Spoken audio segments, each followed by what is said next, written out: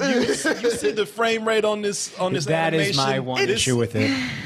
Okay, here's what I did. I looked at it small on my phone at first. This is the first time I've seen it on a bigger screen. Okay. And I thought when I was watching the small, like, okay, this is kind of cool. This looks like they're going for a stop motion style.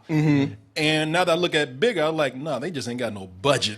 That's what you think about it? Man, I don't look. It depends because they look at that frame rate, man. Look at the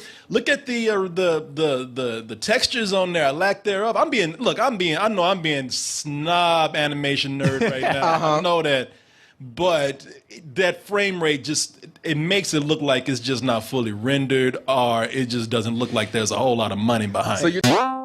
If you come up to me and you talking about, well, the animation was choppy, it was kind of jerky, I will slap the fuck out of you. I will jerk your neck back.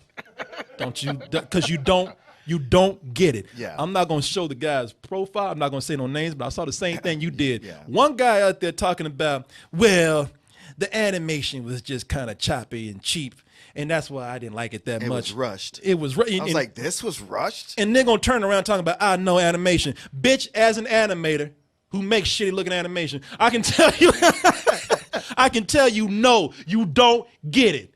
Just say you didn't like it, you couldn't get into it, but don't sit up here and say, I know, and you don't know shit, because this was done intentionally. Yeah. That was clear that it's done intentionally. I don't know how anybody could miss that. Yeah.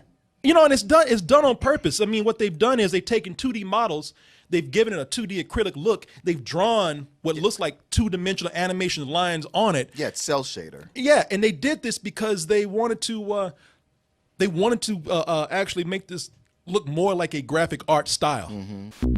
And then the action kicks in at some point, and then the animation goes into a frame rate where it gets all choppy looking.